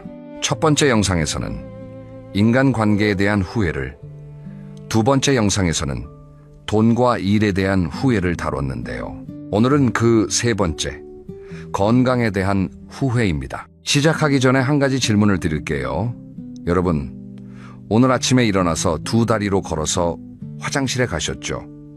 밥을 드실 때 씹는 게 불편하지 않으셨죠? 계단을 오를 때 숨이 크게 차지 않으셨죠? 이 모든 게 당연하게 느껴지시죠? 요양원에 계신 85살 할머니 한 분이 제 손을 잡으시며 이런 말씀을 하셨습니다. 나는 지금 화장실을 혼자 못 가. 밥을 혼자 못 먹어. 침대에서 혼자 일어나지도 못해. 근데 젊을 때는 나도 다 됐었어. 2다리로 뛰어다녔어. 그때는 그게 당연한 줄 알았어. 근데 당연한 게 아니었어. 여러분, 건강은 잃어봐야 안다는 말이 있잖아요. 근데 문제는 잃고 나면 이미 늦다는 겁니다. 오늘 이 영상에서는 요양원 어르신들이 건강에 대해 가장 많이 후회하신 10가지를 정리했습니다. 미리 말씀드리면 이 10가지는 전부 특별한 게 아닙니다. 걷기, 식사, 수면 검진, 우리가 다 아는 이야기예요. 근데 아는 것과 하는 것은 다릅니다. 어르신들도 다 아셨대요. 운동해야 한다는 거, 술 줄여야 한다는 거, 검진 받아야 한다는 거 다 하셨는데 안 하셨대요. 그리고 지금 그걸 가장 후회하고 계십니다. 오늘 이 영상이 여러분에게 아는 것을 하는 것으로 바꾸는 계기가 됐으면 좋겠습니다. 자, 시작하겠습니다. 첫 번째, 충고입니다. 매일 걸으세요. 걸을 수 있다는 게 축복입니다. 87살 김 할아버지의 이야기입니다. 할아버지는 젊었을 때 건설 현장에서 일하셨어요. 매일 무거운 짐을 나르고 높은 곳을 오르내리시고 몸 쓰는 일을 하셨으니까 체력에는 자신이 있으셨대요. 그래서 따로 운동을 하실 생각을 안 하셨다고 합니다. 나는 매일 현장에서 일하는데 운동은 무슨 운동이야? 일하는 게 운동이지. 이렇게 생각하셨대요. 근데 은퇴를 하시고 나서 갑자기 움직일 일이 없어지니까 몸이 빠르게 무너지기 시작했다고 합니다. 무릎이 먼저 안 좋아졌대요. 계단 오르내리기가 힘들어지고 앉았다 일어나기가 어려워지고 그 다음에는 허리가 아프기 시작하고 그러다 보니 점점 밖에 안 나가게 되시고 할아버지가 이렇게 말씀하셨어요. 현장에서 일한 건 운동이 아니었어. 몸을 혹사한 거였어. 운동은 따로 해야 하는 건데 나는 그걸 몰랐어. 은퇴하고 나서 매일 30분만 걸었으면 이렇게까지 안 됐을 거야. 여러분, 이 이야기에서 중요한 포인트가 있습니다. 일하면서 몸을 쓰는 것과 건강을 위해 운동하는 것은 다르다는 겁니다. 일은 특정 부위만 반복적으로 쓰기 때문에 오히려 관절이 빨리 닳고 근육 균형이 무너집니다. 진짜 건강을 위한 운동은 일과 별개로 해야 합니다. 그리고 그 운동 중에서 가장 쉽고 가장 효과적인 게 바로 걷기입니다. 여기서 두 번째 충고가 이어집니다. 거창한 운동 말고 그냥 걸으세요. 81살 이 할머니의 이야기입니다. 할머니는 젊었을 때 운동과는 거리가 먼 분이셨대요. 운동이라고 하면 뭔가 대단한 걸 해야 한다고 생각하셨다고 합니다. 운동하려면 운동복도 사야 하고 운동화도 사야 하고 헬스장도 등록해야 하고 그런 시간도 돈도 없었어. 그래서 평생 따로 운동을 안 하셨대요. 근데 요양원에 오시고 나서 물리치료사 선생님이 이런 말씀을 하셨다고 합니다. 할머니 매일 걷기만 하셨어도 지금 이 상태가 아니셨을 거예요. 할머니가 그 말을 듣고 정말 후회가 되셨대요. 걷기가 운동인 줄 몰랐어. 집 앞 마트까지 걸어가는 것도 운동인 줄 몰랐어. 나는 운동을 너무 거창하게 생각했어. 그냥 매일 30분만 동네 한 바퀴 돌았으면 됐는데. 여러분, 운동이라고 하면 헬스장에서 땀 흘리는 걸 떠올리시는 분이 많으실 거예요. 근데 사실 가장 좋은 운동은 걷기입니다. 걷기는 특별한 장비가 필요 없습니다. 돈도 안 듭니다. 어디서든 할 수 있습니다. 하루에 30분 동네를 한 바퀴 도는 것만으로도 심장이 튼튼해지고 관절이 부드러워지고 기분도 좋아집니다. 요양원의 어르신들이 가장 많이 하신 말씀 중 하나가 이겁니다. 걸을 수 있을 때 걸어. 걷는 게 얼마나 행복한 건지 못 걸어봐야 알아. 지금 여러분이 두 다리로 걸을 수 있다면 그것만으로도 이미 엄청난 축복입니다. 그 축복을 지키는 가장 쉬운 방법이 매일 걷는 겁니다. 정리합니다. 첫째, 걸을 수 있을 때 걸으세요. 지금 걷는 그 다리가 나중에 가장 그리운 것이 됩니다. 둘째, 운동을 거창하게 생각하지 마세요. 하루 30분 걷기만으로도 충분합니다. 오늘 저녁 동네 한 바퀴 돌아보세요. 자, 다음 챕터로 넘어가겠습니다. 이번 이야기는 좀 무거울 수 있습니다. 술과 담배에 대한 이야기인데요. 어르신들이 가장 절실하게 후회하신 이야기 중 하나입니다. 세 번째 충고입니다. 술과 담배 줄이든 끊든 오늘이 가장 빠른 날입니다. 84살 박 할아버지의 이야기입니다. 박 할아버지는 20살 때부터 담배를 피우셨대요. 군대에서 처음 배우셔서 그 뒤로 60년 넘게 피우신 겁니다. 하루에 한 갑에서 한 갑 반씩 피우셨다고 합니다. 주변에서 끊으라는 말을 수도 없이 들으셨는데 할아버지는 항상 이렇게 말씀하셨대요. 담배 피우고 오래 사는 사람도 있어. 우리 아버지도 담배 피우면서 80까지 사셨어. 그러다가 72살에 폐에서 이상이 발견됐습니다. 만성 폐쇄성 폐질환이라는 진단을 받으셨대요. 쉽게 말하면 폐가 딱딱하게 굳어서 숨쉬기가 점점 힘들어지는 병입니다. 할아버지가 이렇게 말씀하셨어요. 의사가 그러더라고. 할아버지 20년 전에 끊으셨으면 이 병 안 걸리셨을 거예요. 그 말 듣고 내가 할 말이 없었어. 20년 전이면 52살이야. 그때 끊으라는 말을 들었어. 안 끊었어. 10년 전에도 들었어. 안 끊었어. 매번 다음에 끊지, 내일부터 끊지 했는데 그 다음과 내일이 20년이 된 거야. 여러분, 이 이야기에서 가장 뼈 아픈 부분이 뭔지 아세요? 할아버지가 담배의 해로움을 몰라서 안 끊으신 게 아닙니다. 아시면서도 안 끊으신 겁니다. 우리도 마찬가지 아닌가요? 담배가 몸에 나쁜 거 모르는 사람 없습니다. 술 많이 마시면 안 되는 거 모르는 사람 없어요. 근데 아는 것과 실천하는 것 사이에 벽이 있습니다. 그 벽의 이름이 다음해입니다. 다음에 끊지. 내일부터 줄이지. 새해부터 시작하지. 근데 그 다음, 그 내일, 그 새해는 잘 오지 않습니다. 여기서 네 번째 충고가 이어집니다. 내 습관이 내 가족을 아프게 합니다. 79살 최할머니의 이야기입니다. 할머니의 남편분은 술을 좋아하시는 분이었대요. 매일 저녁 소주 한 병에서 2병을 드셨다고 합니다. 처음에는 할머니도 남자니까 한잔 할 수 있지 하고 넘기셨대요. 근데 세월이 지나면서 남편의 음주량이 점점 늘어났고 술 드시고 나면 말이 거칠어지시고 주무시면서 코를 심하게 고시고 아침에 일어나면 몸이 안 좋다고 하시고 할머니가 수없이 말씀하셨대요. 여보, 술 좀 줄여요. 근데 남편분의 대답은 항상 같았다고 합니다. 이게 내 유일한 낙인데 이것까지 빼앗으면 뭘로 사냐. 남편분은 결국 70살에 간경화 진단을 받으셨고 그 뒤로 3년을 투병하시다가 돌아가셨습니다. 할머니가 이렇게 말씀하셨어요. 우리 영감이 아플 때 내가 옆에서 다 간호했어. 병원 다니고 약 챙기고 밤에 잠도 못 자고. 나도 그때같이 늙었어. 영감이 술만 줄였으면 우리 둘 다 건강하게 늙었을 텐데 영감 술 때문에 나까지 아팠어. 여러분, 이 말씀이 정말 중요합니다. 나쁜 건강 습관은 나만 아프게 하는 게 아닙니다. 내 옆에 있는 사람도 아프게 합니다. 내가 술을 많이 마시면 간호하는 건 배우자입니다. 내가 담배를 피우면 옆에서 간접 흡연하는 건 가족입니다. 내가 건강을 안 챙기면 걱정하고 눈물 흘리는 건 자녀입니다. 건강을 챙기는 건 나를 위한 일이기도 하지만 가족을 위한 일이기도 합니다. 정리합니다. 셋째, 술과 담배 줄이든 끊든 오늘 시작하세요. 다음에 라고 미루는 그 시간 동안 몸은 계속 망가지고 있습니다. 넷째 나쁜 습관은 나만 아프게 하는 게 아니라 가족까지 아프게 합니다. 내 건강을 챙기는 것이 가족을 사랑하는 방법입니다. 자, 다음은 식습관에 대한 이야기입니다. 의외로 어르신들이 가장 많이 후회하신 것 중 하나가 바로 밥 이야기예요. 평생 어떻게 드셨는지, 그리고 그 결과가 어떻게 돌아왔는지 들어보시겠습니다. 5번째 충고입니다. 밥을 대충 먹지 마세요. 지금 먹는 것이 10년 뒤에 내 몸입니다.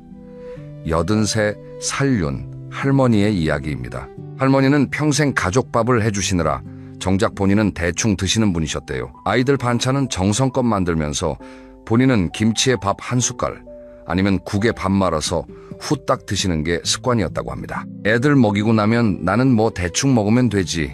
엄마가 뭘 잘 먹어. 이렇게 생각하셨대요. 그러다 보니 칼슘이 부족해서 뼈가 약해지셨고 70대에 골다공증 진단을 받으셨습니다. 집에서 넘어지셨는데 고관절이 부러졌고 그 뒤로 거동이 어려워지셔서 요양원에 오시게 됐대요. 할머니가 이렇게 말씀하셨어요. 의사 선생님이 그러더라고. 할머니 젊었을 때 우유나 멸치라도 꾸준히 드셨으면 이렇게까지 안 됐을 거라고. 그 말 듣고 내가 얼마나 억울했는지 몰라. 평생 남 먹이느라 나는 안 먹었는데 그 대가가 이거야. 여러분, 특히 어머니 세대분들은 공감하시는 분이 많으실 겁니다.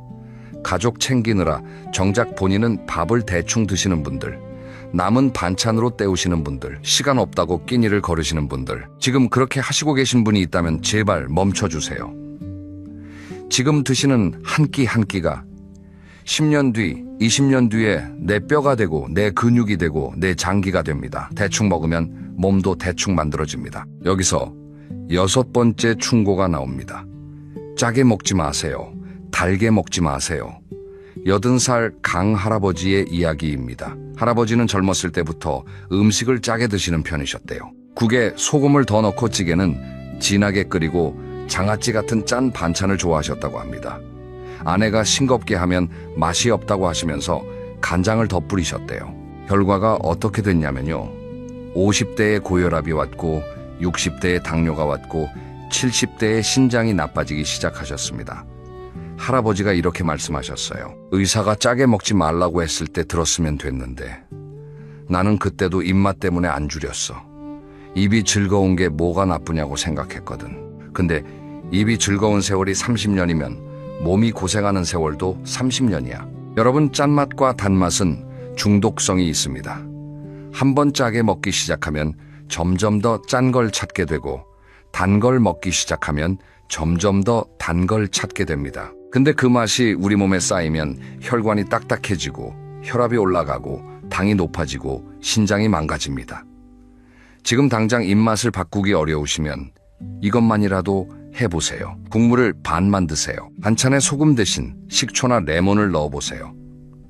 달달한 음료 대신 물을 한 잔 더 마셔보세요. 작은 것부터 바꾸는 겁니다. 한꺼번에 확 바꾸려고 하면 실패합니다. 조금씩 천천히 입맛을 길들이는 거예요. 정리합니다. 5째, 밥을 대충 먹지 마세요. 가족 챙기는 것도 중요하지만 내 한 끼도 소중합니다. 지금 먹는 것이 미래의 내 몸입니다. 6째, 짜게 달게 먹는 습관을 조금씩 줄여보세요. 입이 즐거운 30년이 몸이 고생하는 30년이 될 수 있습니다. 자, 다음은 병원 이야기입니다. 어르신들이 그때 병원에 갔으면 하고 가장 많이 후회하신 이야기.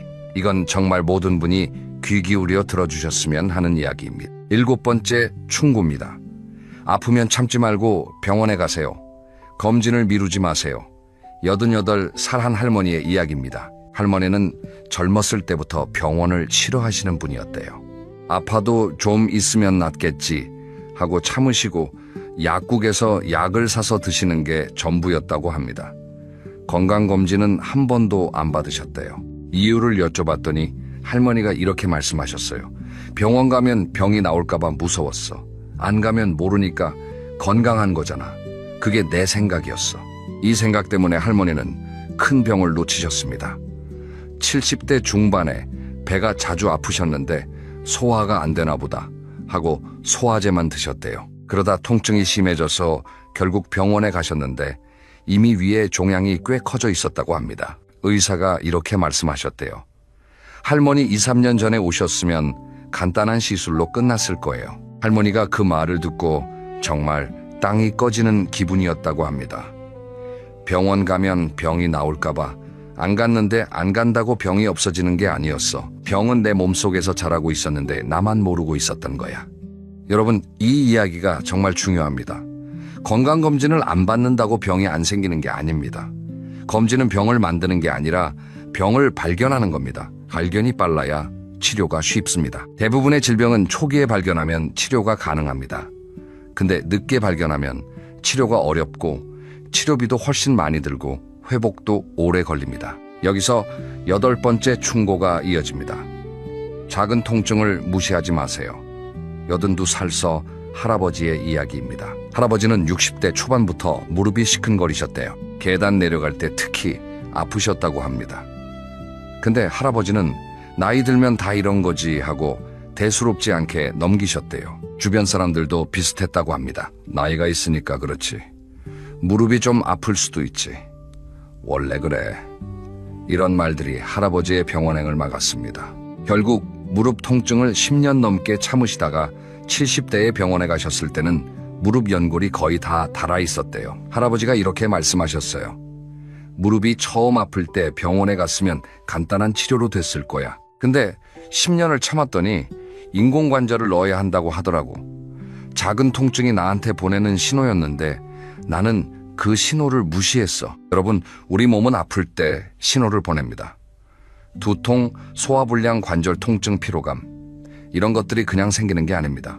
몸이 나 좀 아파 살펴봐줘 하고 보내는 신호입니다. 그 신호를 나이 들면 원래 그래 라고 넘기지 마세요.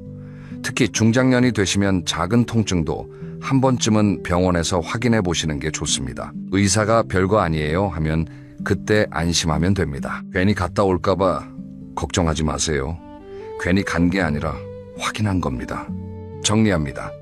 7째, 건강검진을 미루지 마세요. 검진은 병을 만드는 게 아니라 발견하는 겁니다. 1년에 한 번 꼭 받으세요. 8째, 작은 통증을 무시하지 마세요. 몸이 보내는 신호에 귀 기울이세요. 나이 들면 원래 그래 라는 말이 가장 위험합니다. 자, 다음 이야기로 넘어가겠습니다. 수면에 대한 이야기인데요. 잠을 아끼면서 일한 분들이 나중에 어떤 대가를 치르셨는지, 이 이야기도 현역에서 바쁘게 사시는 분들에게 꼭 필요한 이야기입니다. 9번째 충고입니다. 잠을 줄여가면서 일하지 마세요. 몸은 반드시 빚을 갚으라고 합니다. 81살 오할아버지의 이야기입니다. 오할아버지는 택시기사를 하셨던 분인데요. 낮에는 택시를 모시고 밤에는 대리운전까지 하셨다고 합니다.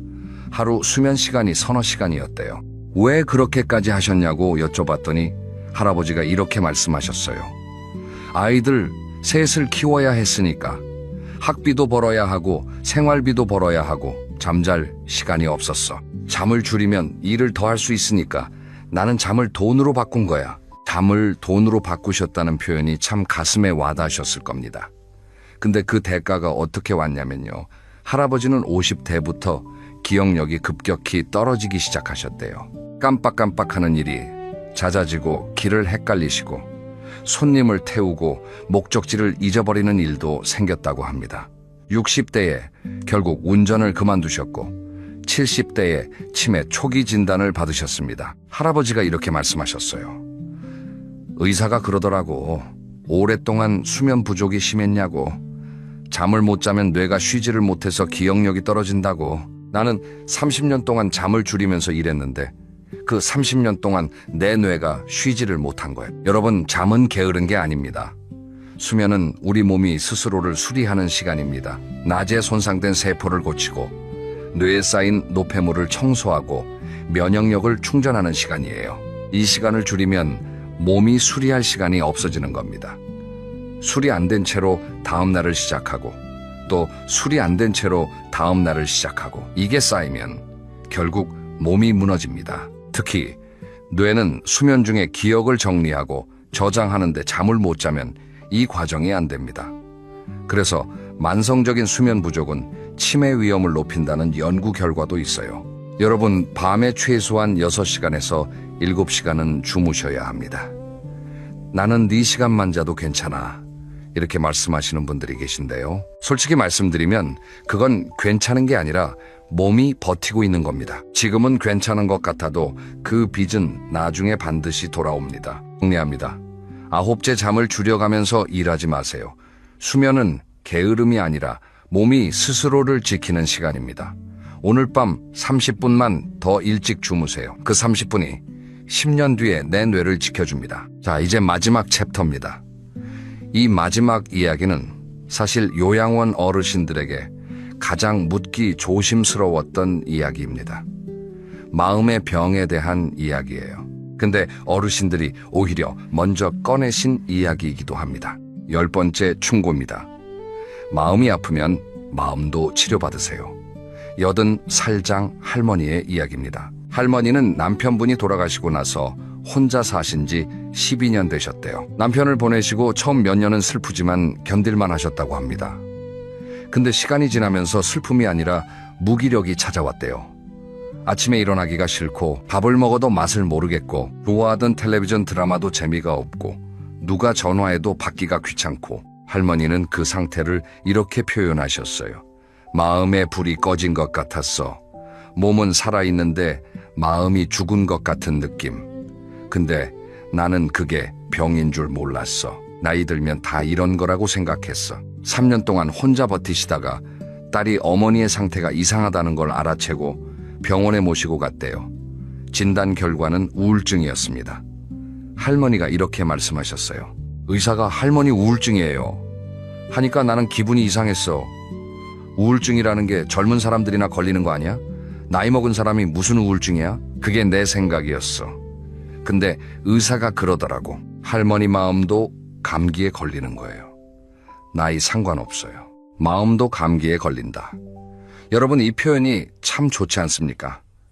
우리는 몸이 아프면 당연히 병원에 갑니다. 감기 걸리면 약 먹고 뼈가 부러지면 깁스하고 이가 아프면 치과에 갑니다. 근데 마음이 아프면 어떻게 하시나요? 참습니다. 혼자 끙끙댑니다. 남에게 말하면 약한 사람으로 보일까봐 숨깁니다. 특히 우리 부모 세대 그리고 중장년 세대에서는 정신 건강에 대한 이야기를 꺼내는 것 자체가 부끄러운 일로 여겨지는 경우가 많습니다. 마음이 약해서 그래. 생각을 너무 많이 해서 그래. 정신력으로 이겨야지. 이런 말들이 사실은 마음의 병을 더 키웁니다. 장할머니는 우울증 진단을 받으시고 약을 드시기 시작하면서 많이 좋아지셨대요. 할머니가 이렇게 말씀하셨어요. 약 먹으니까 아침에 눈 뜨는 게 덜 힘들어졌어. 밥맛도 조금 돌아오고. 더 일찍 병원에 갔으면 3년을 안 그렇게 힘들게 보냈을 텐데. 마음이 아픈 것도 병이야. 참으면 안 돼. 감기도 참으면 폐렴되잖아. 마음도 똑같아. 여러분, 혹시 요즘 이유 없이 무기력하시거나 모든 게 귀찮거나 잠이 너무 많이 오거나 너무 안 오거나 이런 증상이 2주 이상 계속되고 있다면요. 한 번쯤 전문가와 이야기해 보시는 것을 권해드립니다. 동네 보건소에서도 정신건강 상담을 무료로 받으실 수 있고 정신건강복지센터에 전화하시면 상담 연결을 해줍니다. 마음이 아픈 건 약한 게 아닙니다. 도움을 요청하는 건 용기입니다. 정리합니다. 열째, 마음의 병도 병입니다. 우울하고 무기력한 상태가 오래 간다면 혼자 참지 마시고 전문가의 도움을 받으세요. 마음의 감기도 치료하면 좋아집니다. 자, 오늘도 긴 이야기를 끝까지 들어주셨습니다. 정말 감사합니다. 오늘 요양원 어르신들이 전해주신 건강에 대한 충고 10가지를 정리해 볼게요. 첫째, 걸을 수 있을 때 걸으세요. 걷는 것 자체가 축복입니다. 둘째, 운동을 거창하게 생각하지 마세요. 하루 30분 걷기면 충분합니다. 셋째, 술과 담배 줄이든 끊든 오늘 시작하세요. 넷째, 나쁜 습관은 나만이 아니라 가족까지 아프게 합니다. 다섯째, 밥을 대충 먹지 마세요. 지금 먹는 것이 미래의 내 몸입니다. 여섯째, 짜고 단 음식을 조금씩 줄여보세요. 일곱째, 건강검진을 미루지 마세요. 1년에 한 번 꼭 받으세요. 여덟째, 작은 통증을 무시하지 마세요. 몸이 보내는 신호에 귀 기울이세요. 아홉째, 잠을 줄여가면서 일하지 마세요. 수면은 몸을 지키는 시간입니다. 열째, 마음의 병도 병입니다. 혼자 참지 마세요. 여러분, 3편의 영상에 걸쳐서 요양원 어르신들의 이야기를 전해드렸습니다. 인간관계, 돈과 일, 그리고 건강. 이 3가지 주제를 관통하는 하나의 진실이 있습니다. 후회는 항상 할 수 있었는데 안 한 것에서 옵니다. 미안하다고 말할 수 있었는데 안 한 것, 돈을 쓸 수 있었는데 안 쓴 것, 운동할 수 있었는데 안 한 것, 병원에 갈 수 있었는데 안 간 것, 전부 다 할 수 있었는데 안 한 것입니다. 지금 여러분은 아직 할 수 있는 시간 안에 계십니다. 오늘 저녁 딱 3가지만 실천해 보시겠어요? 하나, 동네 한 바퀴 걸어보세요. 30분이면 됩니다. 둘, 오늘 밥 한 끼를 정성껏 차려서 드세요. 본인을 위해서요. 셋, 올해 아직 건강검진을 안 받으셨다면 오늘 예약 잡아보세요. 이 3가지가 10가지 충고를 실천하는 첫 걸음입니다. 요양원의 어르신들이 오늘도 부탁하셨습니다. 건강할 때 건강의 소중함을 알라고 전해줘. 잃고 나면 뭘 줘도 못 되돌린다고 전해줘. 여러분, 건강은 모든 행복의 바닥입니다. 아무리 좋은 사람이 옆에 있어도, 아무리 돈이 많아도 건강이 없으면 그걸 누릴 수가 없습니다. 부디 오늘부터 내 몸을 조금 더 아껴주세요. 다음 영상에서는 시리즈의 4번째 이야기를 준비하고 있습니다. 마음가짐과 행복의 비결, 비교를 멈추고 감사를 시작했을 때 어르신들의 인생이 어떻게 달라졌는지 그 이야기를 다음에 전해드리겠습니다. 그러면 오늘도 여러분의 몸과 마음이 모두 건강하시기를 바랍니다. 감사합니다. 여러분 혹시 이런 경험 있으신가요? 같은 아파트 같은 동에 사시는 두 분의 어르신이 계세요. 나이도 비슷하고 건강 상태도 엇비슷합니다. 그런데 한 분은 엘리베이터에서 만나면 이웃들이 먼저 반갑게 인사를 건넵니다. 명절이면 이웃집에서 떡도 돌려주고 동네 모임에 가면 그분 옆자리는 늘 먼저 차지하려고 합니다. 반면에 다른 한 분은 어떨까요? 복도에서 마주치면 사람들이 슬쩍 고개만 숙이고 지나가고 명절에도 조용합니다. 전화 한 통 없는 날이 태반이에요. 두 분 다 착한 분이세요. 나쁜 분이 아닙니다. 그런데 왜 이렇게 차이가 날까요? 혹시 돈 차이일까요? 아닙니다. 학력 차이요. 그것도 아닙니다. 외모 차이. 더더욱 아닙니다. 제가 수십 년 살아오면서 관찰한 바로는 그 차이는 딱 한 가지입니다. 바로 말입니다. 입에서 나오는 말 한마디의 차이예요. 오늘 저는 여러분과 함께 곱게 나이 드는 사람들의 말, 습관에 대해 이야기를 나눠보려고 합니다. 듣고 나시면 아마 깜짝 놀라실 거예요. 거창한 게 아닙니다. 아주 작은 습관인데 그 작은 습관 하나가 내 주변에 사람을 모이게 하기도 하고 내 주변에서 사람을 떠나가게 하기도 합니다. 그리고 영상 맨 끝에서 여러분이 오늘 당장 실천할 수 있는 따뜻한 한 문장을 하나 드리겠습니다. 그러니까 꼭 끝까지 함께 해주세요. 자, 그러면 첫 번째 이야기부터 시작하겠습니다. 여러분 혹시 모임에 가시면 이런 분 만나본 적 있으시죠? 자리에 앉자마자 입을 여시는데 첫 마디가 이렇습니다. 내가 젊었을 때 말이야. 내가 70년대 회사 다닐 때는 말이야. 그때는 지금하고 달라서 말이야. 처음에는 아, 그러셨구나 하고 들어드립니다.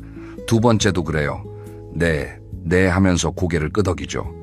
그런데 세 번째, 네 번째, 다섯 번째가 되면 어떨까요? 솔직히 말씀드리면 듣는 사람 얼굴이 달라집니다. 눈이 살짝 풀리기 시작하고 고개를 끄덕이는 속도가 느려지고 슬슬 핸드폰을 만지작거리기 시작합니다. 그리고 마음속으로는 이렇게 생각해요. 아, 또 시작이다. 이 얘기 벌써 세 번째인데. 제가 이런 말씀을 드리는 게 그분을 탓하려는 게 아닙니다. 저도 그랬거든요. 솔직하게 고백합니다. 저도 한때 과거 이야기를 입에 달고 살았어요. 왜 그런지 아세요? 과거에는 내가 빛나던 순간이 있기 때문입니다. 젊었을 때 열심히 일했던 기억 어려운 상황을 극복했던 경험 아이들을 키우면서 고생했던 시절. 그게 다 자랑스러운 거예요. 당연히 자랑스러워할 만한 일이에요. 문제는 그 이야기를 듣는 상대방의 입장입니다.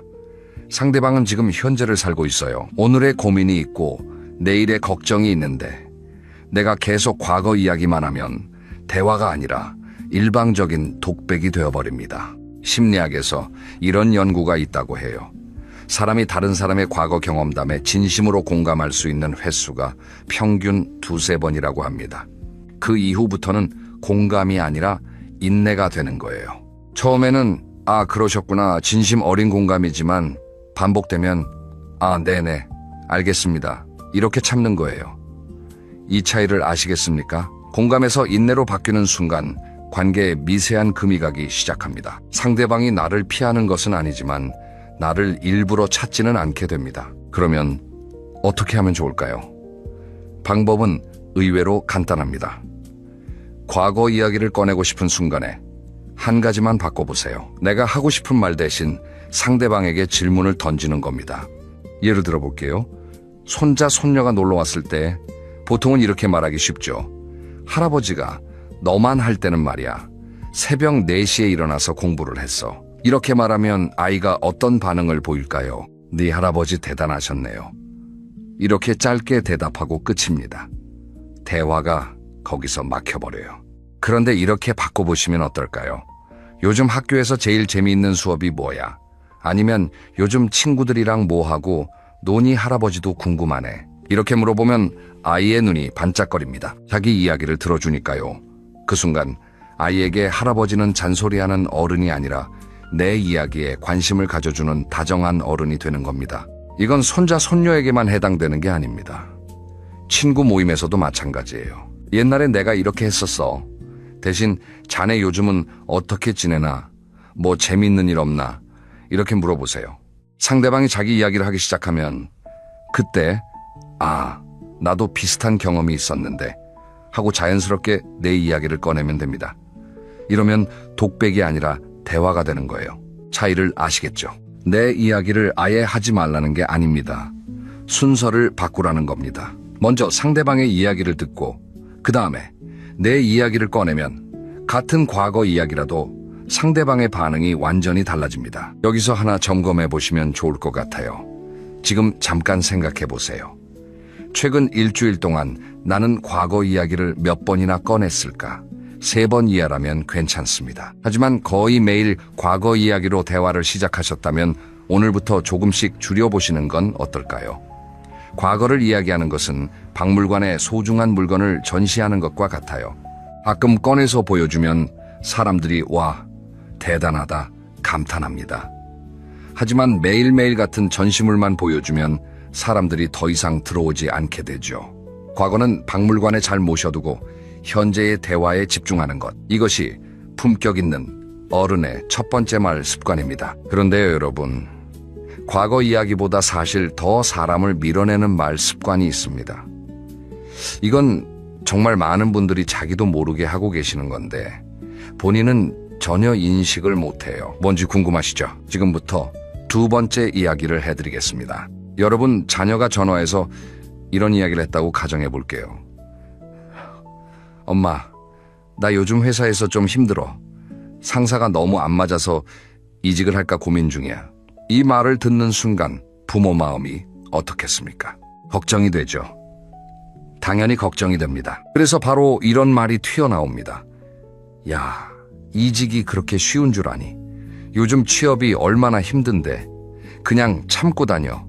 어딜 가든 힘든 건 마찬가지야. 내가 다 해봤는데 직장이라는 게 원래 그런 거야. 어떠세요? 혹시 이 말들이 좀 익숙하지 않으신가요? 저도 이런 말 많이 했었습니다. 진심으로 아이를 걱정해서 하는 말이에요. 나쁜 의도는 하나도 없어요. 그런데 문제는 이 말을 들은 자녀의 마음입니다. 자녀는 지금 뭘 원했을까요? 정답을 원한 게 아닙니다. 해결책을 구한 게 아니에요. 그냥 자기 마음이 힘들다는 걸 알아줬으면 하는 겁니다. 그런데 돌아온 건 조언이에요. 그것도 자기가 요청하지 않은 조언입니다. 여기서 한 가지 아주 중요한 진실을 말씀드릴게요. 요청받지 않은 조언은 상대방에게 이렇게 들립니다. 너는 그것도 판단을 못하니 내가 더 잘 알아. 내 말대로 해. 물론 실제로 그런 뜻으로 말한 게 아니죠. 하지만 듣는 사람의 귀에는 그렇게 들린다는 겁니다. 이게 핵심이에요. 내가 무슨 뜻으로 말했느냐가 아니라 상대방에게 어떻게 들렸느냐가 중요합니다. 제 주변에 이런 분이 계셨어요. 50년 넘게 살아오면서 참 많은 경험을 하신 분인데 자녀에게 조언하는 것을 당연하게 생각하셨어요. 딸이 이직 고민을 이야기했을 때 그 회사가 뭐가 좋다고 거기를 가니 이 한마디를 던졌습니다. 딸은 그날 전화를 끊고 3개월 동안 먼저 연락하지 않았다고 합니다. 3개월이요. 아버지는 이해가 안 됐겠죠. 나는 너를 위해서 한 말인데 왜 화를 내는 거야? 그런데 딸의 입장에서는 자기가 진지하게 고민하는 문제를 아버지가 한마디로 무시한 것처럼 느낀 겁니다. 반대의 사례도 들려드릴게요. 비슷한 상황에서 다른 어머니는 이렇게 말씀하셨답니다. 그래, 그렇게 고민이 많았구나. 회사에서 힘든 일이 있었나 보네. 이 한마디 들으시고 어떠세요? 분위기가 완전히 다르죠. 이 말 안에는 너의 감정을 인정한다.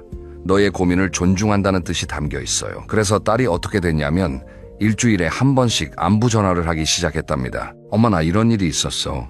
엄마, 이것 좀 같이 생각해봐.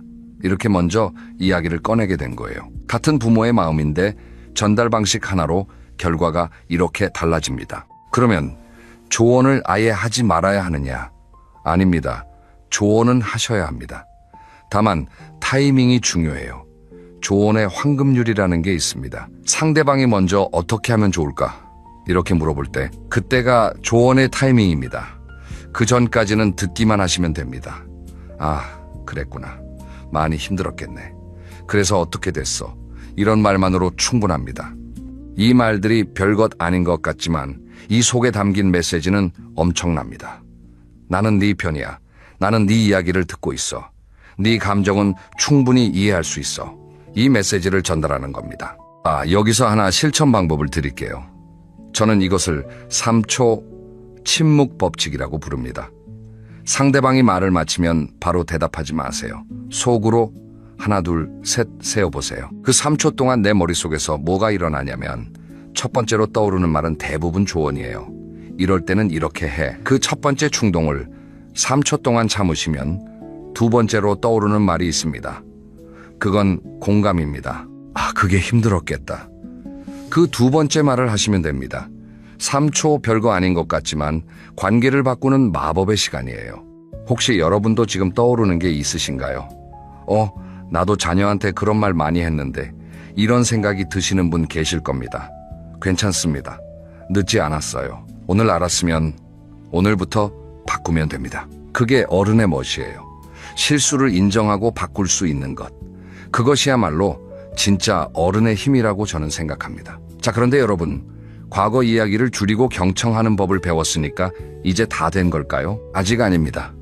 사실 지금부터 말씀드릴 세 번째 습관이 가장 큰 변화를 가져옵니다. 이건 많은 분들이 알면서도 실천하지 못하는 것인데 그 이유까지 함께 이야기해 보겠습니다. 여러분, 우리 또래분들끼리 모이면 대화 주제가 대략 정해져 있죠. 건강 이야기, 날씨 이야기, 자녀 이야기, 그리고 한 가지 더 빠지지 않는 게 있어요. 바로 불평입니다. 아이고, 허리야. 요즘 물가가 이게 뭐야. 세상이 갈수록 험해져.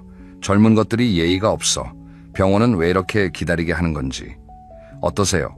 한두 개쯤은 해보신 적 있으시죠? 저도 그래요. 나이가 들면 몸이 아프니까 아프다는 말이 절로 나오고 세상이 변하니까 불만이 쌓이는 게 당연합니다. 이걸 부정하는 게 아닙니다. 아프면 아프다고 말할 수 있어야 하고 불합리한 일에는 목소리를 낼 수 있어야 해요. 문제는 불평이 대화의 전부가 될 때입니다. 만날 때마다 아이고 여기가 아프고 저기가 쑤시고 병원을 다녀왔는데 약값이 얼마이고 세상이 어쩌고 이런 이야기만 계속되면 듣는 사람이 어떻게 될까요? 처음에는 걱정해줍니다. 아이고 어디가 아프세요? 많이 힘드시겠네요. 그런데 매번 만날 때마다 같은 패턴이 반복되면 점점 무거워지기 시작해요. 그분과 만나면 기운이 빠진다 이런 느낌을 받게 되는 거예요. 그러면 사람들이 서서히 거리를 두게 됩니다. 일부러 피하는 건 아닌데 굳이 먼저 찾지는 않게 되는 거죠. 병원 대기실에서 이런 장면을 보신 적이 있으실 겁니다. 옆자리에 앉은 분이 이야기를 시작합니다. 아이고 나는 요즘 무릎이 안 좋아서 계단도 못 올라가. 혈압약도 먹고 당뇨약도 먹고 약이 한 줌이야. 잠도 못 자. 밤에 3번은 깨. 이렇게 이야기를 쭉 늘어놓으시면 듣는 사람은 위로를 해드리고 싶은 마음은 있는데 솔직히 좀 지치게 됩니다. 그런데 같은 병원 대기실에서 이런 분도 계세요. 아이고 오늘도 병원 왔네. 그래도 내 발로 걸어서 여기까지 왔으니 감사한 거지. 날씨도 좋고. 이 한마디 들으시면 어떤 느낌이 드세요? 같은 상황인데 분위기가 완전히 다르죠. 이분 옆에 앉으면 오히려 내가 기운을 얻는 느낌이 들어요. 아, 맞아. 그래도 걸어 다닐 수 있으니까 감사하지. 이런 긍정적인 에너지가 전염되는 겁니다. 여기서 재밌는 과학적 이야기를 하나 해드릴게요. 우리 뇌 속에는 보상회로라는 것이 있습니다. 쉽게 말해서 기분을 좋게 만들어주는 시스템이에요. 이 보상회로가 활성화되는 상황 중 하나가 바로 감사를 표현할 때라고 합니다. 남에게 고맙다고 말할 때 신기하게도 내 뇌에서 기분 좋은 물질이 나온다는 거예요. 그러니까 고맙다라는 말은 상대방을 위한 말이기도 하지만 사실은 나를 위한 말이기도 한 겁니다. 이것을 밥상에 비유해 볼게요. 불평은 상한 반찬과 같아요. 하나쯤은 괜찮지만 반찬 전부가 상해 있으면 밥을 먹을 수가 없죠. 반면에 감사의 표현은 갓 지은 따끈한 밥 같은 겁니다. 반찬이 좀 부실해도 따끈한 밥 한 그릇이면 식사가 됩니다. 대화도 마찬가지예요. 불평만 가득한 대화는 상한 반찬뿐인 밥상이고 중간중간 감사의 말이 섞인 대화는 따끈한 밥이 있는 밥상입니다. 자, 그러면 감사를 구체적으로 어떻게 표현하면 좋을까요? 거창하게 생각하지 마세요. 아주 작은 것부터 시작하면 됩니다. 첫째, 식사를 차려주는 배우자에게. 많은 분들이 수십 년을 함께 살면서 밥을 차려주는 것을 당연하게 여깁니다. 오늘 한번 이렇게 말해보세요. 오늘 반찬이 맛있네. 고마워. 이 한마디에 배우자 표정이 달라질 겁니다. 둘째 자녀에게 전화할 때 바쁜데 전화해줘서 고맙다. 네 목소리 들으니까 좋다. 셋째, 이웃이나 지인에게 지난번에 챙겨줘서 고마웠어. 덕분에 기분이 좋았어. 그리고 감사와 함께 꼭 쌍둥이처럼 같이 다녀야 하는 말이 있습니다. 바로 미안하다입니다. 나이가 들수록 미안하다는 말이 어려워지는 분이 많으세요. 내가 뭘 잘못했는데 내 나이에 고개를 숙여야 하나 이런 생각이 드시기 때문이에요. 하지만 진심으로 미안하다고 말할 수 있는 사람이야말로 진짜 강한 사람입니다. 잘못을 인정하는 것은 약한 것이 아니라 용기 있는 것이에요. 배우자에게 어제 내가 좀 심하게 말했지 미안해. 자녀에게 그때 네 마음을 몰라줘서 미안하다. 이런 말 한마디가 오랫동안 쌓여있던 감정의 벽을 허물어뜨립니다. 고맙다, 미안하다. 이 두 마디를 자유롭게 쓸 수 있는 사람에게는 사람이 모입니다. 왜냐하면 그 사람 곁에 있으면 마음이 편하기 때문이에요. 나를 존중해주는 사람, 내 존재를 인정해주는 사람, 곁에 있고 싶은 것은 인간의 본능입니다. 여기서 한 가지 실험을 제안드립니다. 오늘부터 일주일만 해보세요. 하루에 고맙다를 3번 미안하다를 한번 의식적으로 말해보는 겁니다. 일주일 뒤에 주변 사람들의 반응이 어떻게 달라지는지 관찰해보세요. 분명히 변화가 느껴지실 겁니다. 작은 변화지만 그 파급력은 생각보다 큽니다. 여기까지 우리가 3가지 이야기를 했어요. 과거보다 현재에 집중하는 말 습관, 조언보다 경청을 먼저 하는 말 습관, 불평보다 감사를 표현하는 말 습관. 이 3가지가 말의 내용에 관한 것이었다면 지금부터는 조금 다른 이야기를 해보려고 합니다. 같은 내용이라도 어떻게 말하느냐에 따라 느낌이 완전히 달라지거든요. 말의 내용이 아니라 말의 그릇을 바꿔보는 이야기입니다. 여러분 같은 음식이라도 담는 그릇에 따라 느낌이 다르잖아요. 하얀 접시에 예쁘게 담긴 나물 반찬과 플라스틱 용기에 대충 담긴 나물 반찬, 맛은 같을 수 있어요. 하지만 먹는 사람의 기분은 다릅니다. 말도 똑같습니다. 같은 내용을 담더라도 그릇이 달라지면 듣는 사람의 기분이 달라져요. 그릇이 뭐냐고요? 바로 말투입니다. 속도 높낮이, 그리고 문장 끝을 어떻게 맺느냐. 이 3가지가 말의 그릇입니다. 먼저 속도 이야기를 해볼게요. 나이가 들면 말이 빨라지는 분이 계세요. 왜냐하면 하고 싶은 말은 많은데 상대방이 듣지 않을까봐 조급해지거든요. 그래서 빠르게 이야기를 쏟아냅니다. 하지만 천천히 말하는 것이 훨씬 더 무게감이 있어요. 생각해보세요. 영화에서 정말 중요한 대사를 하는 장면을 떠올려보세요. 배우가 빨리 말하던가요? 아닙니다. 천천히 또박또박 말하죠. 그래서 그 말이 가슴에 꽂히는 겁니다. 우리도 마찬가지예요. 천천히 말하면 상대방이 내 말에 집중하게 됩니다. 그 다음은 높낮이에요. 처음부터 끝까지 한 톤으로 이야기하면 듣는 사람이 졸립니다. 중요한 부분에서는 목소리를 살짝 낮추고 좀 더 천천히 말해보세요. 그러면 상대방이 이 부분이 중요한가 보다 하고 귀를 기울이게 됩니다. 마지막으로 문장 끝맺음입니다. 이게 정말 중요해요. 밥 먹었어? 이렇게 퉁명스럽게 끝나는 것과 밥은 먹었니? 이렇게 부드럽게 물어보는 것. 똑같이 밥을 먹었냐는 질문인데 느낌이 완전히 다르죠. 문장 끝을 살짝 올리면서 부드럽게 마무리하면 같은 말도 따뜻하게 들립니다. 그리고 여기에 하나 더 추가하자면 상대방의 이름을 불러주는 것도 큰 효과가 있어요. 야, 거기 이렇게 부르는 것과 영수야, 이렇게 이름을 부르는 것은 천지차이입니다. 사람은 자기의 이름이 불릴 때 존중받는다고 느낍니다. 손자, 손녀에게도 야, 이리 와 대신 이름을 불러서 민준아 할머니 옆에 와 볼래? 이렇게 말하면 아이의 반응이 달라져요. 웃음 섞인 한마디의 힘도 무시할 수 없습니다. 나이가 들면 얼굴 표정이 점점 굳어지기 쉬워요. 자기는 아무 생각 없이 편한 표정인데 상대방 눈에는 화가 난 것처럼 보일 수 있어요. 그래서 말할 때 살짝 미소를 띠고 말해보세요. 입꼬리를 올리고 말하면 목소리 톤이 자동으로 밝아집니다. 같은 말이라도 미소와 함께 나오면 훨씬 부드럽게 전달됩니다. 정리하면 이렇습니다. 말의 그릇을 바꾸는 3가지. 첫째, 천천히 말하기. 둘째, 중요한 부분은 목소리를 낮추기. 셋째, 문장 끝을 부드럽게 마무리하기. 여기에 이름 불러주기와 미소 더하기까지. 이것만으로도 여러분의 말은 한층 품격이 올라갑니다. 자, 이제 5번째 이야기를 해볼 건데요. 사실 이게 오늘 전체 내용 중에서 가장 어렵지만 가장 강력한 습관입니다. 뭐냐 하면 말을 하는 것이 아니라 말을 하지 않는 것에 대한 이야기입니다. 여러분 가만히 생각해 보시면 우리가 후회하는 말 중에 열의 9은 하지 않았어야 할 말입니다. 왜 그때 그 말을 했을까?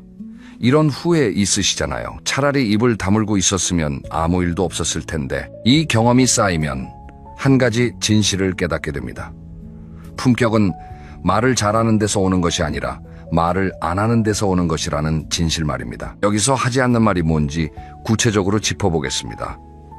첫째, 남의 자녀와 비교하는 말입니다. 동창 모임에 갔을 때 누구네 아들은 어디 다니고 누구네 딸은 뭘 하고 이런 이야기가 돌잖아요. 이때 어떤 분은 자연스럽게 자기 자녀 자랑을 보태기도 하고 반대로 남의 자녀와 비교하며 한숨을 쉬기도 합니다. 그런데 제가 아는 한 분은 이런 이야기가 나오면 절대 다른 사람의 자녀를 비교하는 말을 하지 않으세요. 각자 다 잘하고 있지 뭐 이 한마디로 넘어가십니다. 그래서 모임에서 모두가 그분을 편하게 느낍니다. 그분 앞에서는 내 이야기를 해도 안전하다는 느낌이 드는 거예요. 둘째, 뒷담화입니다. 솔직히 우리 모임에서 누군가가 자리를 뜨면 그 사람 이야기가 나오기 쉽잖아요. 그거 아세요? 사실 그 사람이 어쩌고 저쩌고 이런 이야기에 끼어들지 않는 것. 이것도 품격입니다. 뒷담화에 참여하면 그 순간은 재미있을 수 있어요. 하지만 듣는 사람들은 속으로 이렇게 생각합니다. 아, 이분은 나도 없는 자리에서 이렇게 이야기하겠구나. 신뢰가 무너지는 거예요. 반대로 뒷담화가 시작될 때 슬며시 화제를 돌리거나 그래도 그분이 이런 좋은 점이 있잖아. 이렇게 한마디 해주시면 그 자리에 있는 모든 사람이 이분은 다른 사람의 나쁜 말을 하지 않는 사람이구나 하고 존경하게 됩니다. 셋째 한탄입니다. 나는 뭘 해도 안 돼. 세상이 나를 몰라줘. 내 팔자가 그래. 이런 한탄을 반복하면 듣는 사람도 무거워지고 나 자신도 점점 더 깊이 빠져들게 됩니다.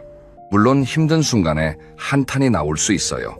하지만 그것이 습관이 되면 주변 사람들이 서서히 멀어집니다. 이렇게 하지 않는 말을 정리하면 비교하지 않기, 뒷담화하지 않기, 한탄을 반복하지 않기, 이 세 가지입니다. 저는 이것을 말의 다이어트라고 부릅니다.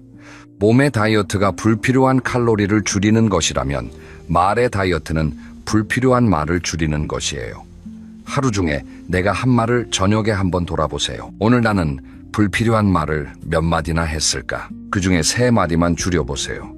그게 말의 다이어트입니다.